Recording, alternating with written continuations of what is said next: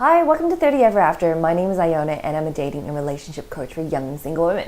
So if you're just about to turn 30 or you're single and dating in your 30s, today I'm going to share what you can expect and how you can make the most out of dating in your 30s. Stay tuned.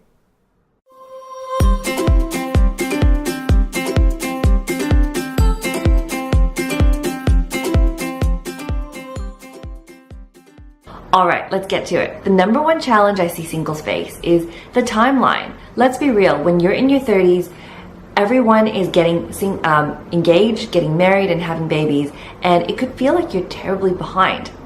So that sends you rushing to find a man who may be ready to have babies as well. But it's not a good idea to go in with this mindset because one, you show up as the desperate, needy person who just wants to find a husband, and two, you being in a rush may lead you to attract and settle down with the wrong guy. And marriage, well, for me, I don't know for you, but marriage is a lifetime thing. You can't just rush into this kind of decision.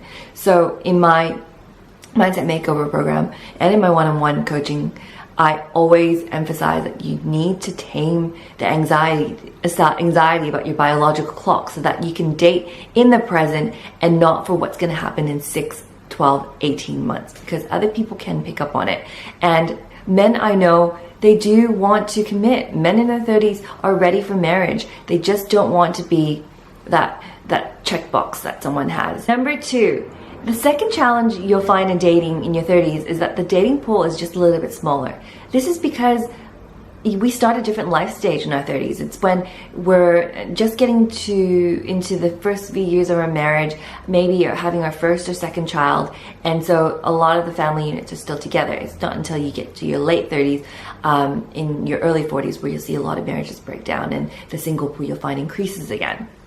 But this isn't a thing to be alarmed about. I mean, I remember when I was single, I read so many articles about there being a man drought in Sydney when it's just numbers, right?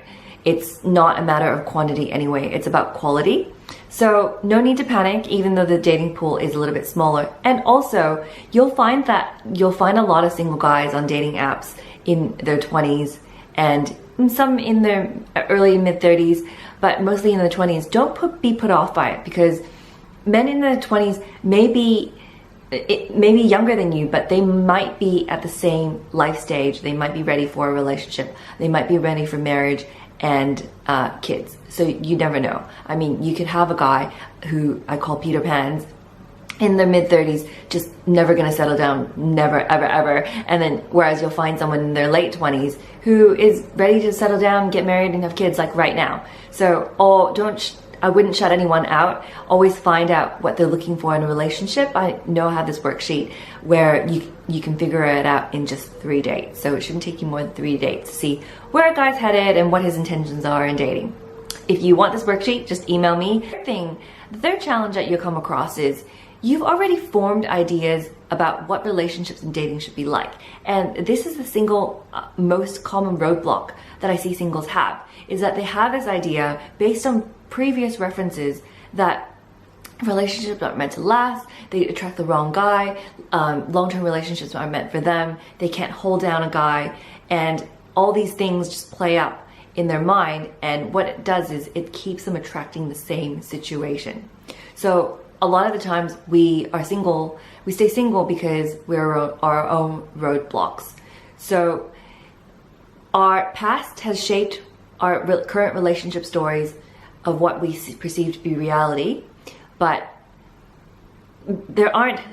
men aren't commitment phobes. If that's a story you're telling yourself, if you're telling the story that dating apps suck, then you'll keep attracting the same thing. To change your dating patterns, you need to come up with another story. You need to come up with different references. So if you want a loving relationship that's nurturing, where two independent people just are better together, then you need to find references for it. So look for other friends, other relationships that you think are healthy and that you aspire to have, and let those be your reality, let those be your references. So again, this is something that we go through in a lot of my programs actually, is to rewrite what you think is true about relationships, because that matters a lot.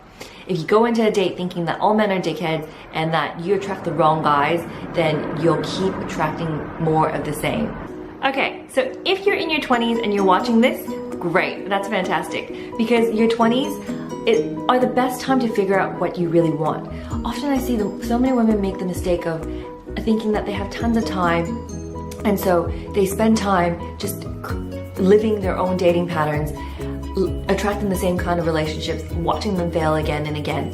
And all these 6-month little mini relationships that don't turn out, they add up. And by the time you realize that you've created a pattern, it's already in your late 20s. So if you're dating in your 20s, just be conscious of the people you're attracting, the relationships you're creating. And if you're not happy with that, have a look and find out where the roadblocks might be, where the challenges might be.